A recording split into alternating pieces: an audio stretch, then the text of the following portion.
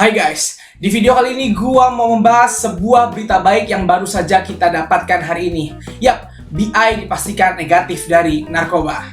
Hampir 9 bulan yang lalu gua ngebikin video tentang skandal BI gitu. Dan sejak gua bikin video itu, banyak banget yang minta gua untuk terus bikin video tentang BI, untuk terus ngupdate kelanjutan kasusnya BI gitu. Tapi nggak pernah gua lakuin. Cuman sekali gue bikin video tentang BI. Kenapa? Karena gue nggak mau berspekulasi nih. Gue pingin apa-apa yang gue buat itu sesuai dengan konfirmasi atau sebuah kepastian dari polisi atau dari pihak BI-nya, bukan sekedar teori atau opini atau pendapat gue yang mengada-ngada gitu. Dan kali ini gue putuskan untuk membuat videonya karena sudah dipastikan BI negatif dari narkoba.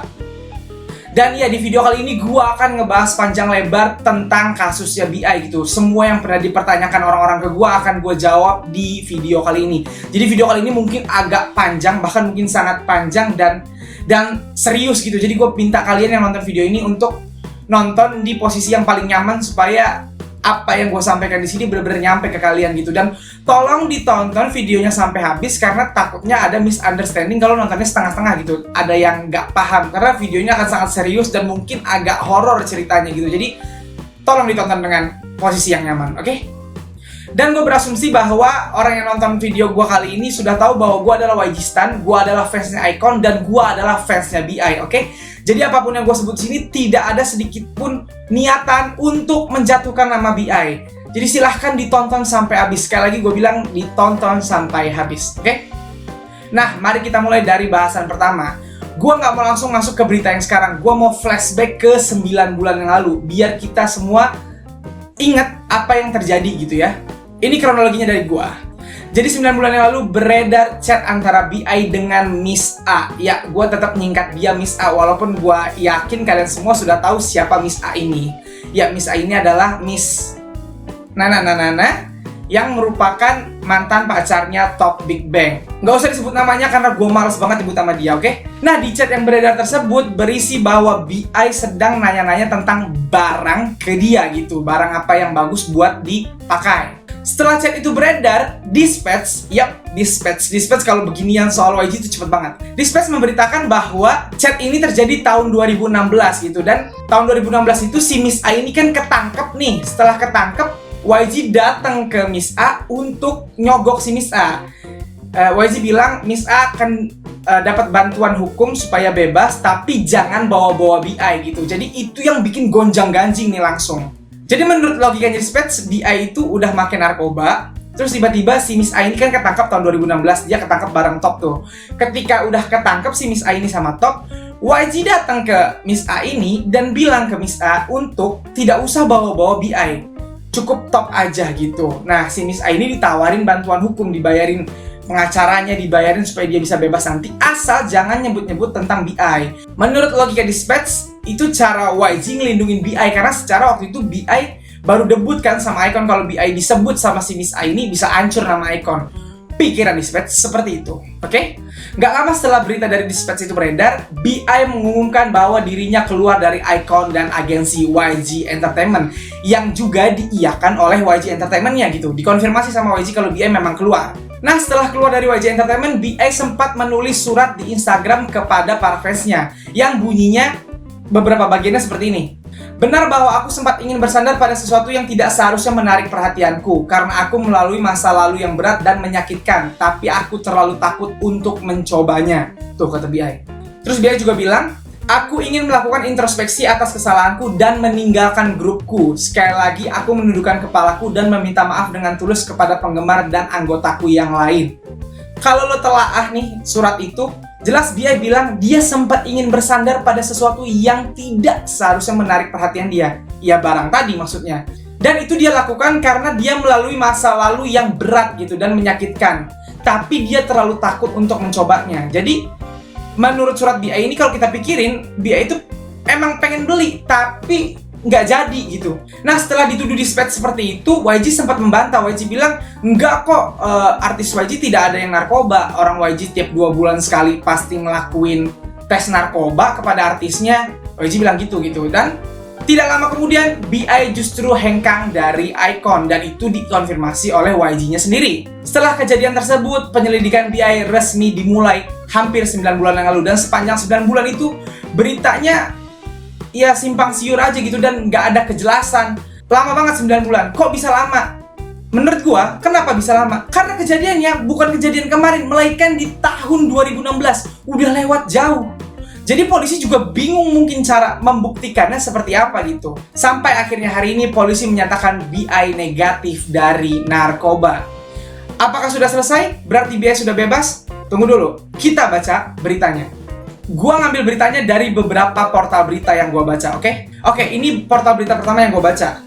BI baru-baru ini menerima hasil tes narkoba melalui kantor polisi Provinsi Gyeonggi Selatan. Polisi mengirim rambut tubuhnya ke National Forensic Service untuk diperiksa.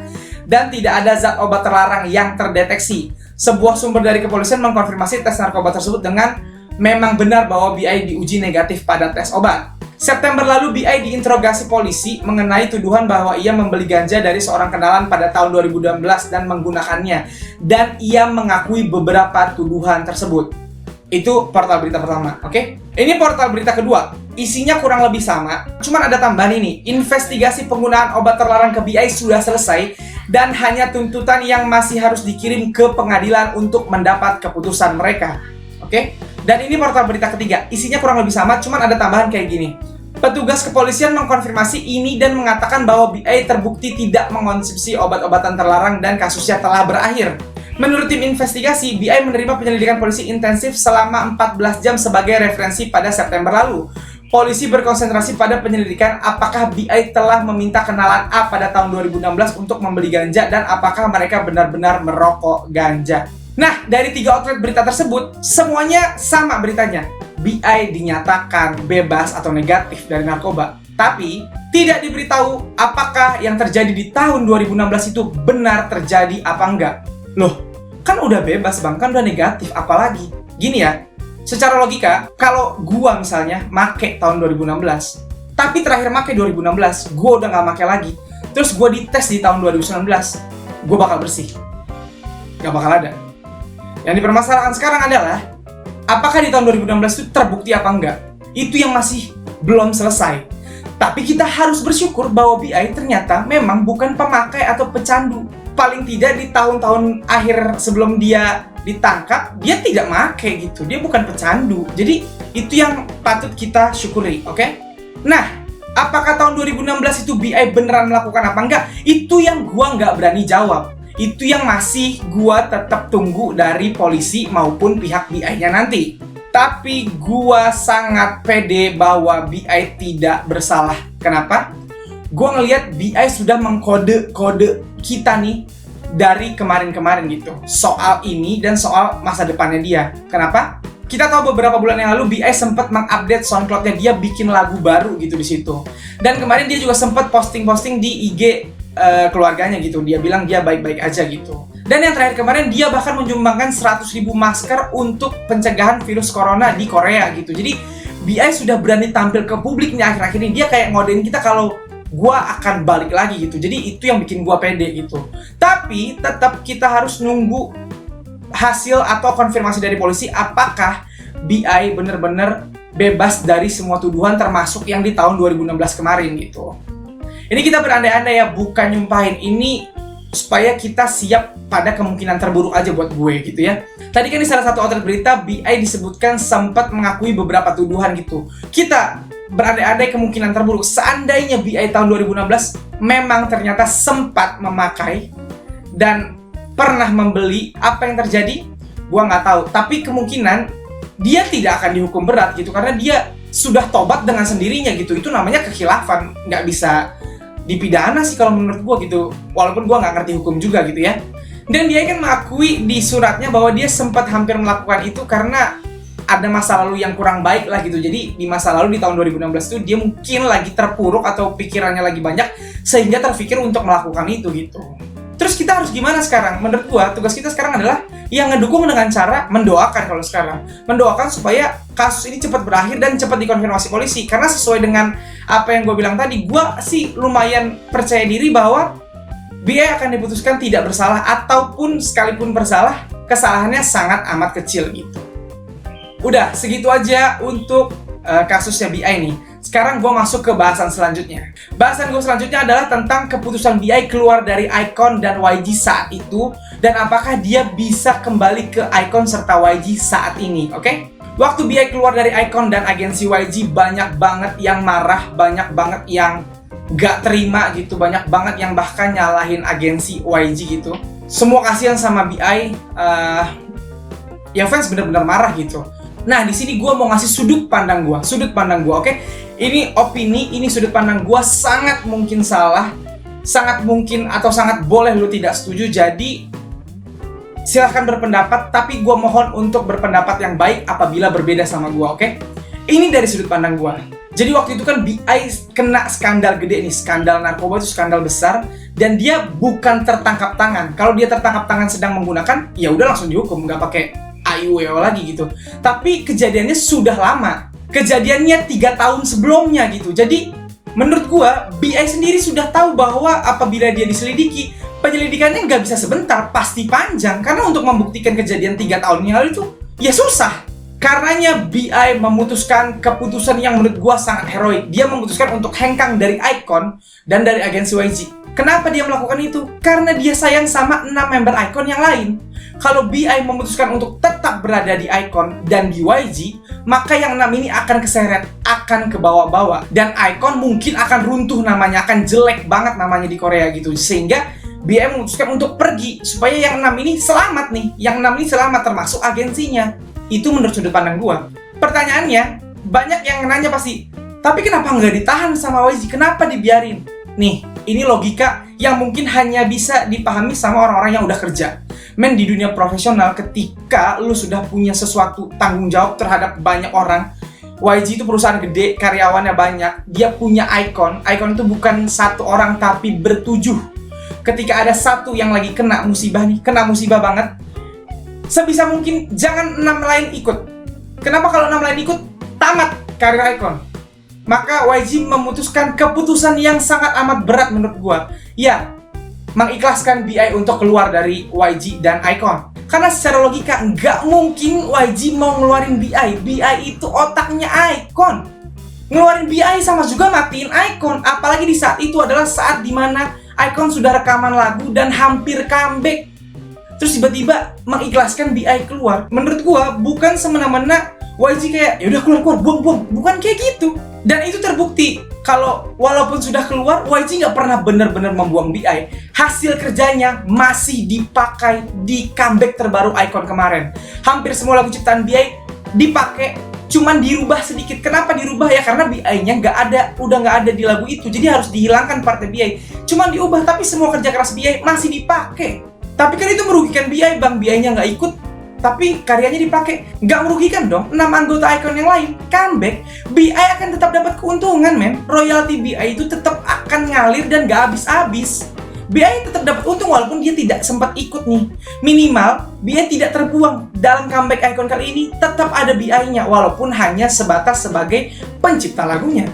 Nah, itu menurut gua. Banyak juga yang mempertanyakan, tapi waktu itu kelakuan YG beda. Waktu Seungri gak langsung dihapus begitu gitu. Ketika BI banyak banget yang langsung dihapus. Kenapa gitu? Jawabannya adalah karena iKON masih aktif sedangkan Big Bang lagi vakum. Jadi waktu itu Seungri pun kena skandal, gak ngaruh apa-apa sama Big Bang karena Big Bang lagi vakum. Sedangkan BI itu iKON-nya masih aktif. Kalau tidak segera dihilangkan, lo tahu netizen Korea kayak apa? Bisa habis. Yang habis ini bukan BI nih, yang habis ini akan iKON-nya. Dan 6 anggota iKON yang lain akan tamat karirnya. Padahal 6 anggota iKON yang lain tidak tahu apa-apa, tidak terlibat apa-apa. Mau kayak gitu kan enggak. Makanya terpaksa diputuskan keputusan berat nih, yaitu BI keluar dari iKON dan YG mengikhlaskan hal tersebut. Jadi itu dari sudut pandang gua, karena ini banyak banget dipertanyakan sama teman-teman gitu di Instagram. Bang, kenapa nih bang, gimana nih? Karena katanya iKONIQ pun bahkan terbelah dua. Ada yang masih stan-nya ke YG, ada yang pinginnya iKON cabut aja dari YG gitu. Itu menurut sudut pandang gua. Kalau lo gak setuju boleh, tapi silahkan tuturkan dengan bahasa yang sopan kalau lo gak setuju, oke? Nah, sekarang kita ke pembahasan terakhir. Pembahasan yang menurut gua mungkin pertanyaan banyak sekali orang gitu. Apakah ketika nanti BI sudah dinyatakan bebas bener nih, bener-bener udah nggak ada lagi kesalahannya, dia udah dikonfirmasi tidak bersalah, apakah BI bisa kembali ke dunia entertain dan icon? Menurut gua, jawabannya bisa. Pertama, kita nggak usah muluk-muluk balik ke icon dulu ya, tapi balik ke dunia entertain. Gua udah lihat 2 orang yang pernah kena skandal gede banget dan bisa balik ke dunia entertain. Yang pertama adalah Jay Park. Jay Park ini pernah kena skandal. Dia itu dibilang menghina Korea lah di akun media sosialnya saat dia masih muda gitu. Sampai dia benar-benar diusir dari Korea dan pulang ke Amerika dia. Dia sampai cabut ke Amerika. Dan setelah terbukti tidak bersalah, Jay Park kembali ke Korea, memulai karir lagi, dan akhirnya sukses banget kayak sekarang. Yang kedua adalah Tablo Epic Hike. Sebelum Epic Hike pindah ke YG saat itu, Tablo itu sempet kena skandal gede banget. Dia dianggap memasukkan atau membohongi publik tentang status jenjang atau tingkatan pendidikannya dia gitu. Dia dibilang bohong soal gelar sarjananya dia gitu. Sampai dia dibully abis-abisan, sampai gila-gilaan lah saat itu. Sampai Tablo benar-benar terpuruk gitu. Setelah dikonfirmasi bahwa Tablo itu benar dan tidak berbohong, akhirnya Tablo bisa bangkit lagi dan kembali berkarir, kembali ke dunia entertain dan sukses lagi seperti sekarang gitu.